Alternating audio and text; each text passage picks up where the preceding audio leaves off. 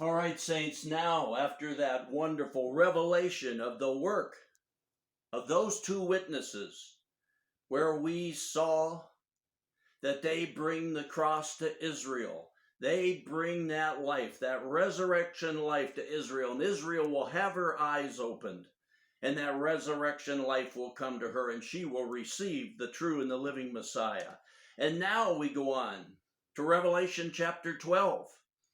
And now we're up to chapter 12. And those on the broad road to destruction would have buried you into destruction.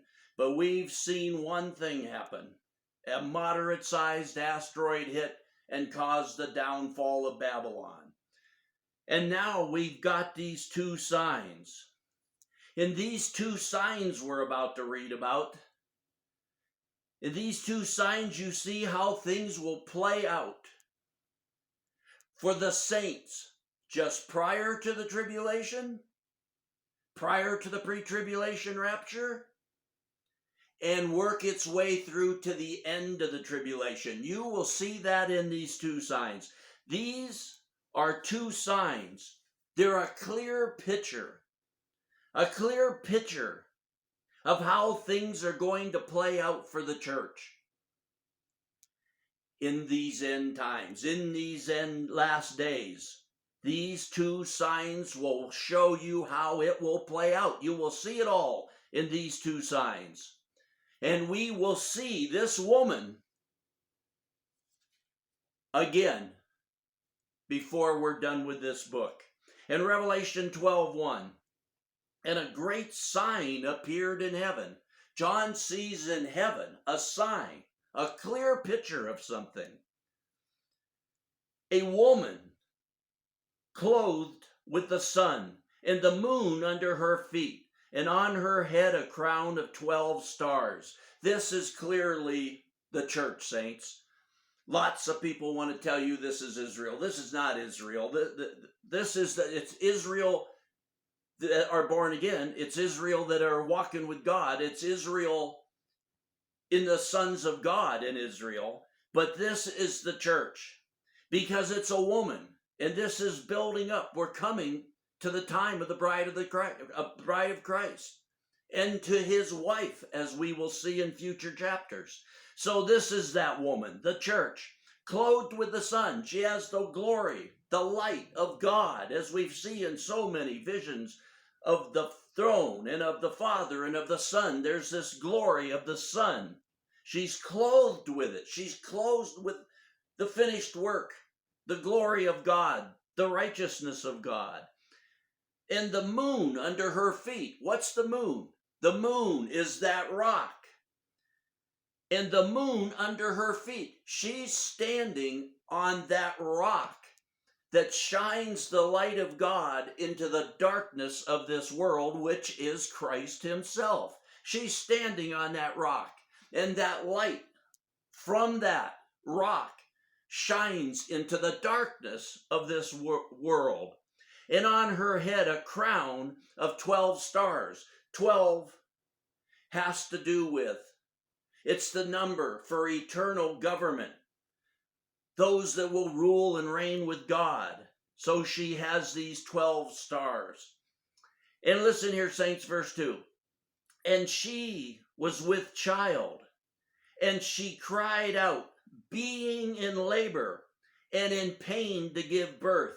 So you see in this sign of this woman is about, the church is about to give birth to something, give birth to life. So she is crying out. She's in labor. She's in pain. And she's getting ready to give birth. And now verse 3. And another sign appeared in heaven.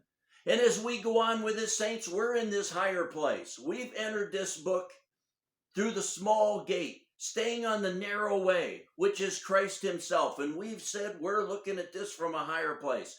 We're mainly going to follow this woman. But you're going to see in following this woman that Satan follows along. So we have another sign here. And another sign appeared in heaven. And behold, a great red dragon, having 7 heads and 10 horns, and on his head were 7 crowns. So we have this dragon, we have Satan here. So we have these 2 signs. One is the woman, the church, who's about to give birth to something. The other is Satan. And his tail swept away 1/3 of the stars of heaven and threw them to the earth. And the dragon, saints, look at here, and the dragon stood before the woman who was about to give birth. So before this woman is going to give birth, and we're going to see what that is in a second, saints, before she gives birth, he's already standing there. He's standing there as she's about to give birth. So that when, not that happens immediately, so he's there when she's about to, so that when she does give birth, so that when she gave birth, he might devour this child. And that devour means like to eat down, like an animal eating something on the ground and just eating it down, like vultures eating down a carcass. He wants to consume this thing. He wants to destroy this thing. He wants to bring death to this thing, this life, this child, this woman's about to give birth to. And in verse 5, and she gave birth to a son, a male child, who is to rule all the nations. So what is she giving birth to? Here, this is the church. And she's about to give birth. And you're going to see in a minute when she gives birth. She's about to give birth to this male child who is to rule all the nations with a rod of iron. Where do we see that, saints? The book of Revelation just keeps you updated all the time. It's all here. Revelation 2:25 through 27. Nevertheless, what you have hold fast until I come. This is a message to the church of Thyatira from this angel, this messenger of God. Nevertheless, what you have hold fast until I come. And he who overcomes and keeps my deeds until the end, to him, remember this is a male child, to him I will give authority over the nations, and he, male child, he shall rule over them with a rod of iron, as the vessels of a potter are broken to pieces. So you see, for those who overcome, for those who hold fast, the Lord says that to him, I will grant authority over the nations, and he shall rule them with a rod of iron. And she, coming back to chapter 12, and she, the church, gave birth to a son, a male child, who is to rule all the nations with a rod of iron. You see it here, saints. This is the church. This is the pre-tribulation rapture. This is those that are waiting, watching, ready. And you're going to see this play out for the church to the end of the tribulation. This is just prior to the tribulation. She's in labor. She's in pain. This is ready to burst forth, this pre-tribulation rapture. And Satan comes waiting for her to give birth that he might devour the child. But she gives birth. This is the pre-tribulation rapture, to a male child. And he shall, what does it say? Rule. Who is to rule all the nations with a rod of iron. And listen, saints, and her child, this child coming out of the church, was caught up to God and to his throne. Like you read up to John, where John was in Revelation chapter 4. Verse 2, immediately I was in the Spirit, and behold, a throne was standing in heaven, and one sitting on the throne. Because John had heard, come up here, and I will show you what must take place. So now you have the church. You have this church with this about to give birth to something. She's ready to give birth to the pre-tribulation rapture, or those waiting, watching, ready. And she gave birth to a son, a male child, who is to rule all the nations with a rod of iron. What you saw in Revelation 2:25 through 27. And that child is caught up into heaven, raptured, and taken to the throne of God. And in verse 6, and the woman fled into the wilderness, where she had a place prepared by God. What is this wilderness? Here, this woman is born again. A lot of these on the broad road to destruction, they want to tell you, oh, the Christians are going to go out and hide, or this is Jews, and they're going to go out and hide in the wilderness when the antichrist comes. No, this we're going to see even clearer. This is the pre-tribulation rapture. And this woman, the church, once giving birth, once the pre-tribulation rapture happens of those ready, watching, waiting, and the woman fled into the wilderness. And we're going to see more about this. But what is this? Exodus chapter 13, verses 17 and 18. Now Israel has come out of Egypt, but she hasn't entered the promised land. She's in the wilderness where they were for 40 years.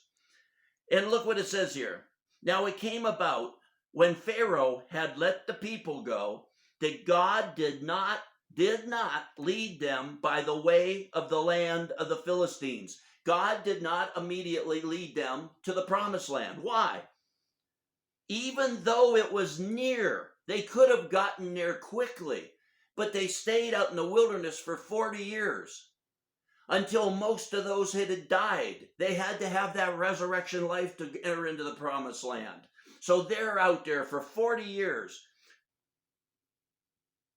Even though it was near, for God said, lest the people change their mind when they see war and they return to Egypt.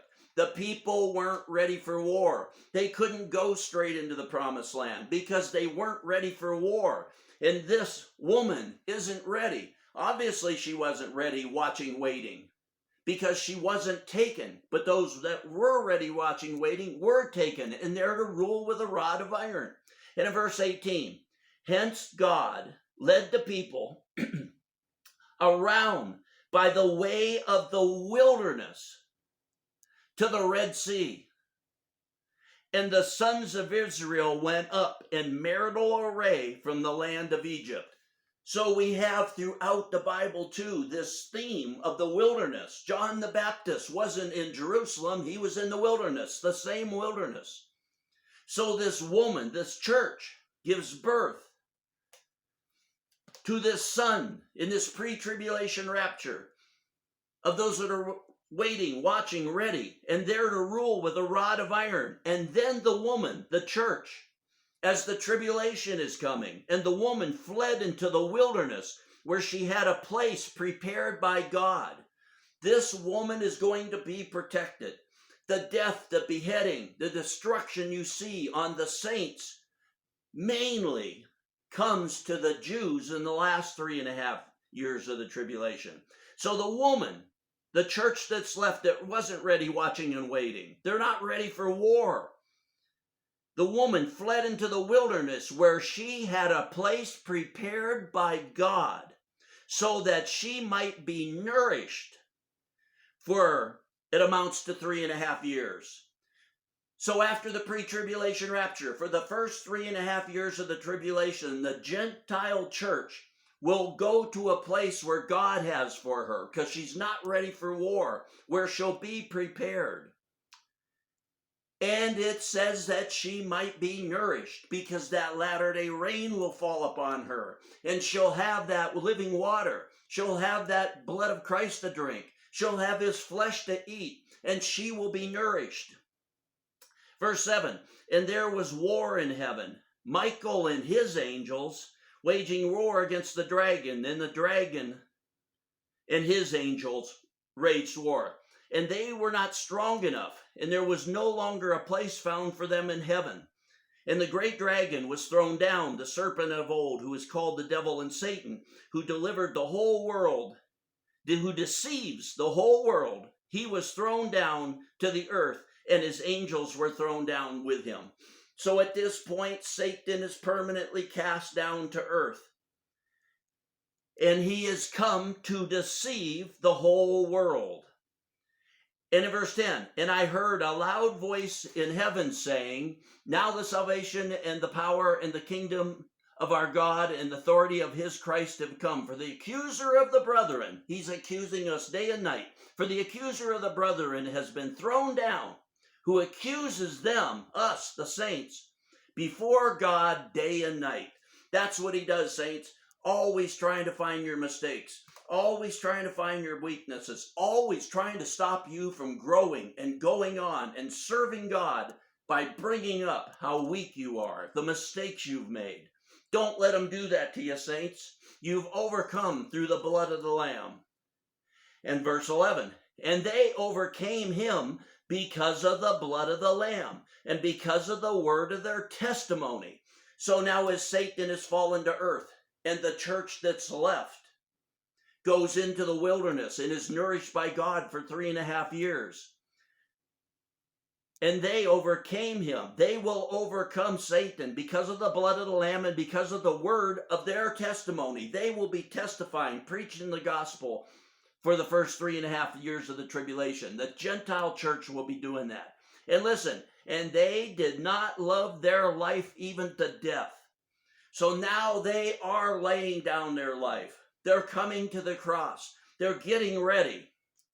For this reason, rejoice, heavens, and you who dwell in them. Woe to the earth and the sea, because the devil has come down to you, having great wrath, knowing that he only has a short time. So now the devil knows he only has 7 years. The pre-tribulation rapture has happened. The tribulation is starting. The devil has fallen to earth, and he has great wrath against the saints because he doesn't want them to succeed, to rise up to heaven.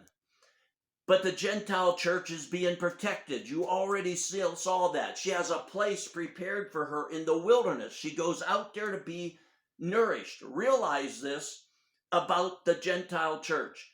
The hell on earth that the antichrist will bring against the saints is going to be the last 3.5 years of the tribulation against the Jews that turn to Christ. Verse 13, and when the dragon saw that he was thrown down to the earth, he persecuted. Listen here, saints. People overdo this. There's something to be seen here. And when the dragon saw that he was thrown down to the earth, he persecuted the woman who gave birth to the child. So you've had the pre-tribulation rapture of those that are going to rule, reign with Christ. They're caught up into heaven. The church that's left that wasn't ready, that goes into the tribulation. We saw in chapter 7, hundreds of millions of Christians are in the tribulation. Those saints that go in there will preach the gospel, and endless people will be saved. And when devil saw that he was thrown down to earth, he will persecute her. But listen, you're going to see something here. To an extent, and we'll see it in a minute. And the 2 wings of the great eagle were given to the woman in order that she may fly into the wilderness. We're seeing pictures and types, just like the first 4 trumpets, were all pictures, types, views, descriptions of that one asteroid. We're seeing through this message of these 2 signs. This comes out over and over and over, showing you this again and again to make it clear. The dragon has been cast down. He's going to persecute the woman. And 2 wings of the great eagle were given to the woman in order that she may fly into the wilderness. Speaking of the same thing we just read, it's just another description of it. She is going to fly. She's going to have these wings like an eagle. Remember, this is a sign. She's going to soar above what Satan is doing as he persecutes her. And we're going to see in a second to what extent that in order that she may fly, soar into the wilderness to her place, where she was nourished. See, this is just re-describing another vision, another look, another insight into what you just saw. The woman flying into the wilderness. Where she was nourished for 3.5 years from the presence of the serpent. She will be protected by God. All these Christians are so worried. Oh, no, God wouldn't let us go into the tribulation. No, I don't want to lay my life. They'll lay their life down for a country in a minute. But you tell them Christians may go into the tribulation and have to lay their life down, which Christians have throughout the entire time of the church age, especially Christians in America. Oh, no, I'll lay myself down for America. But God would never have me do that for the church, for him.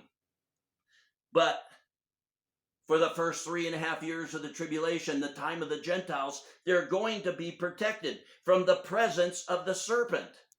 We're going to see what he can and what he does do. That's a different picture for Israel. He will persecute her. He will come against the Jews when they turn to Christ. In verse 15, and the serpent poured water. Remember, water's the word of God, the word of life. It quenches your thirst. It feeds you. The serpent poured water like a river out of his mouth. This is a different water. And the serpent poured water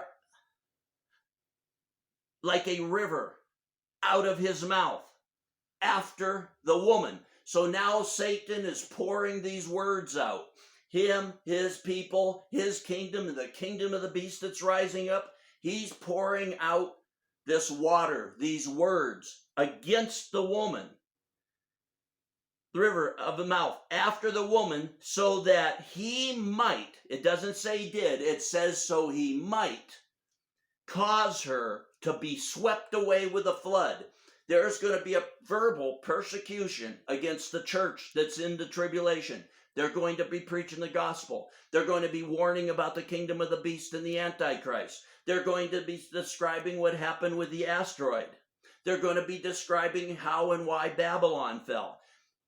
And the kingdom of the beast, the antichrist, those that are being used by him are going to pour out words like a river, like water, and they want to cause her to be swept away with a flood of this verbal persecution. But look what happens in verse 16. And the earth helped the woman, and the earth opened its mouth and drank up the river, which the dragon poured out of his mouth. So is Satan and his people and his kingdom, which is rising up, are persecuting the church, speaking evil of the church, because the church is warning and speaking evil of them. They're pouring that flood out. But the earth, what's that represent? The people, the sensible people of the earth, and the other Christians help the woman. As you know, it would help happen around the world as the saints are being verbally persecuted. Other people are going to open up and help the church. Not those being used by Satan, not those that are going to go to hell with him, but the sensible people and the born-again Christians. And the earth opened its mouth and drank up the river which the dragon poured out of his mouth. And in verse 17, and the dragon was enraged with the woman. Now he becomes very mad. Now he's raging with her. But he has only been verbally, as we could see here, coming against her. And the dragon was enraged with the woman and went off to make war with the rest of her offspring. Who's that? That's coming down to the end of the tribulation.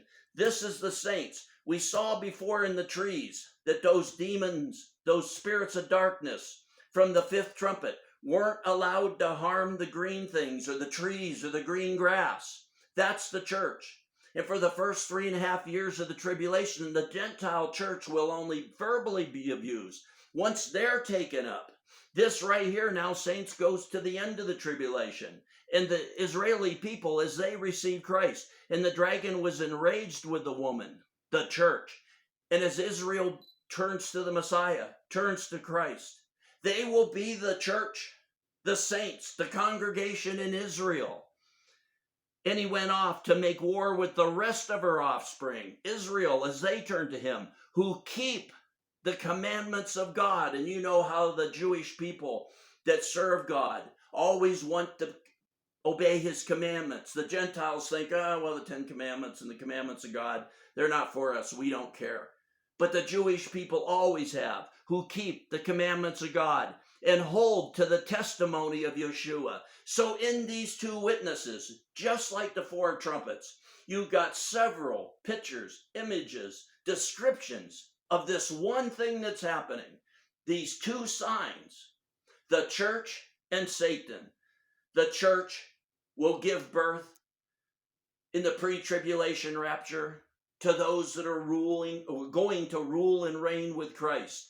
The rest of the church that's left that wasn't ready will go into the wilderness, to a place prepared by God, not hiding in the trees. No, they'll go into that place where they're not in Egypt, but they're not in the promised land yet. They're in the middle, but they're being nourished. They're growing. They're developing. Satan will come out verbally hating them, abusing them, speaking evil of them, but they will soar above this. And he will pour out water like a river.